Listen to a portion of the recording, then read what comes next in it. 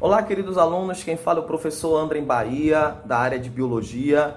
Hoje estamos aqui em isolamento social, né? Uma ótima oportunidade para a gente continuar nossos estudos para o Enem. Como eu tenho falado para vocês, né, que 80% da tua aprovação no vestibular é o que você estuda em casa, beleza? Então eu estou aqui apenas para dar continuidade aos nossos estudos.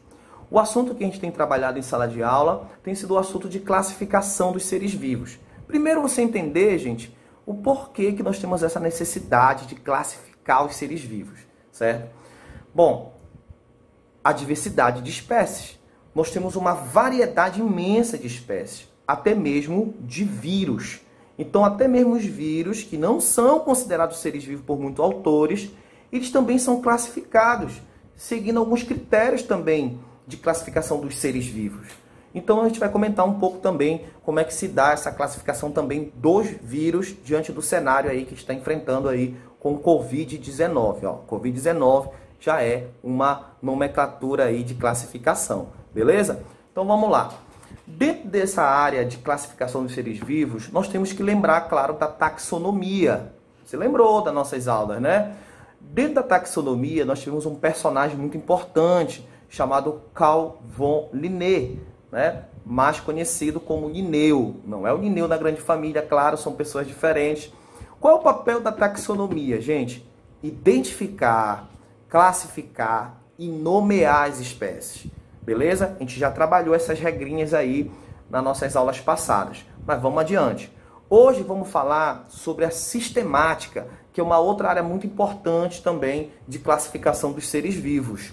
A sistemática, ela vai se preocupar agora, gente, em estudar as relações evolutivas entre os seres vivos. Dentro deste cenário da sistemática, nós vamos lembrar de um personagem muito importante dentro da sistemática, que foi o Ine Hennig. O Ine Hennig, ele criou critérios para se classificar esses seres vivos dentro da sistemática. Que critérios foram esses? Critérios bioquímicos. Isso é muito importante.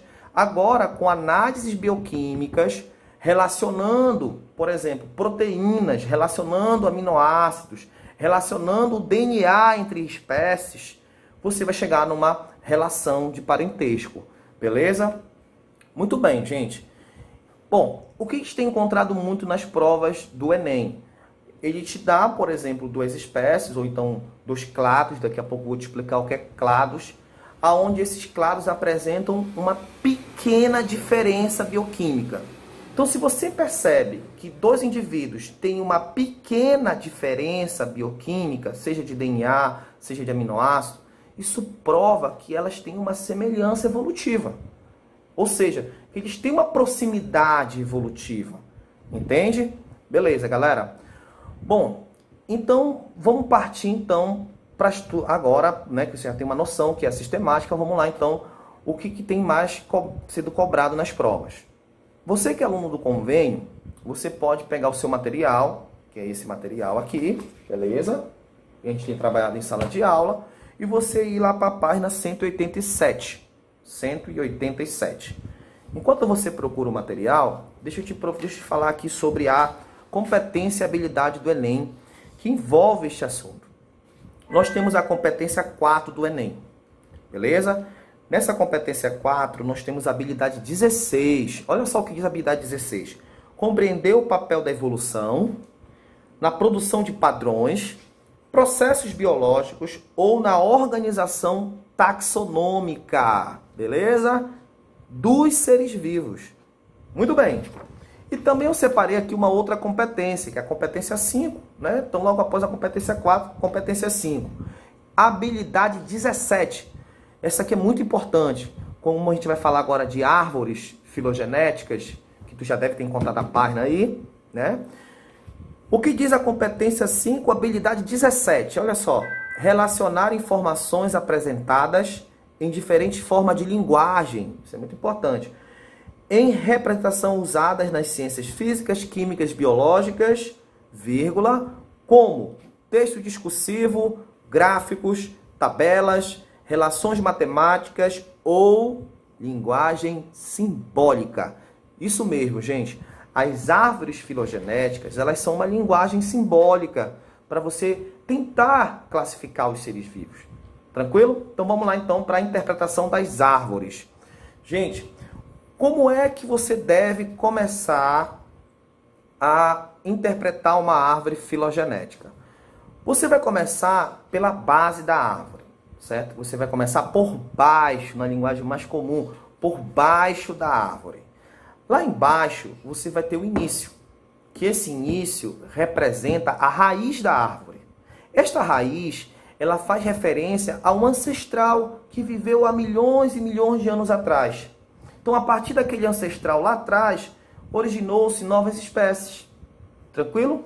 Então, esse ancestral, ele foi sofrendo mudanças. Ele foi sofrendo modificações ao longo do tempo. Evolução.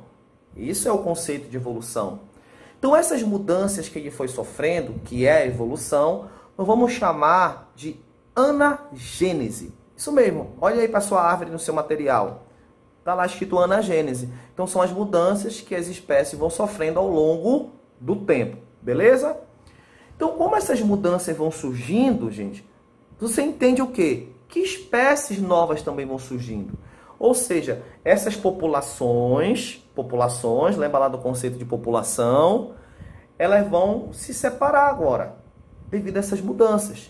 Então, quando você perceber que houve uma bifurcação na árvore, houve uma separação na árvore, vamos chamar essas separações de cladogênese.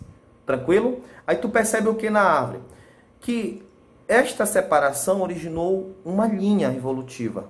Esta linha evolutiva, você tem aqui a árvore, né? Uma espécie seguiu uma linha e outra espécie seguiu uma outra linha. Esta linha nós vamos chamar de clado.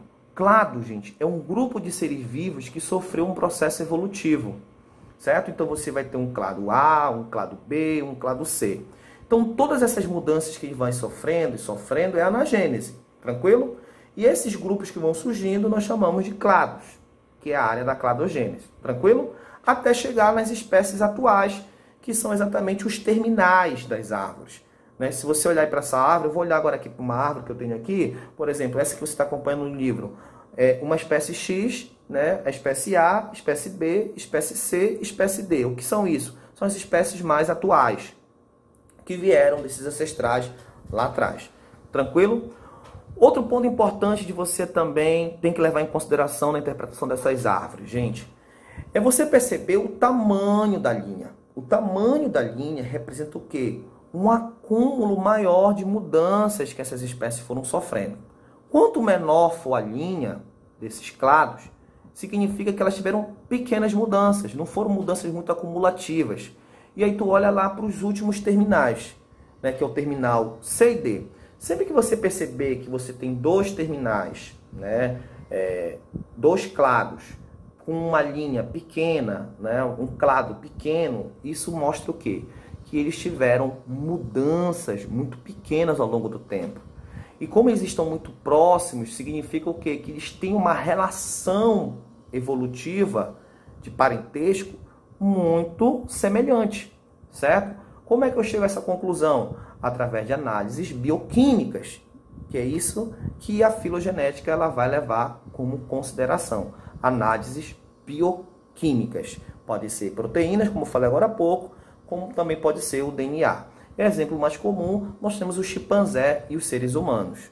Tá bom? Por que o chimpanzé está bem próximo, né, dos seres humanos? Devido à molécula de DNA. 98% aproximadamente do DNA do chimpanzé é semelhante com o nosso. Então isso mostra o quê? Uma relação de parentesco entre o chimpanzé e os seres humanos. Tranquilo, galera? Bom, e os vírus? Onde é que entra os vírus nisso? Como nós temos hoje uma diversidade muito grande de vírus, houve a necessidade também de se classificar os seres vivos. Os vírus. Então hoje os vírus eles apresentam uma ordem, eles apresentam famílias, subfamílias, eles apresentam espécies também, como é o caso do Covid-19. Né? Então o Covid-19 está dentro de uma família de vírus, certo? Agora, quais são os critérios? Isso é importante você saber. Os critérios para se classificar os vírus hoje são vários. Eu vou te citar alguns aqui. Por exemplo, Você pode levar em consideração o hospedeiro que ele apresenta, certo? Que no caso do Covid-19 é aquele animalzinho, aquele mamífero que você chegou a ter conhecimento desse mamífero lá na China, né? Pode ser morcegos, podem ser outros roedores. Outra forma também de você classificar os vírus é através da morfologia viral, ou seja, da estrutura viral. Então, se vírus apresentam uma estrutura muito semelhante, eles devem ter alguma relação de parentesco. Outra forma também é o tipo de ácido nucleico. Também é uma forma de classificação dos seres vivos. Então, eles podem ter um DNA ou eles podem ter um RNA, que é o caso do Covid-19, é um vírus de RNA. Também outra forma seria o tamanho do vírus, é uma outra forma também de classificar eles. Outra forma seria as características físico-químicas, as proteínas virais, os sintomas que eles causam e até mesmo a antigenicidade. A antigenicidade, gente, é a capacidade que os vírus têm de estimular o sistema imunológico dos seus hospedeiros, que no caso somos nós, né? Hoje estamos sendo nós os hospedeiros do Covid-19. Então, espero ter ajudado vocês nessa maratona de estudos e aguardem aí a nossa próxima aula.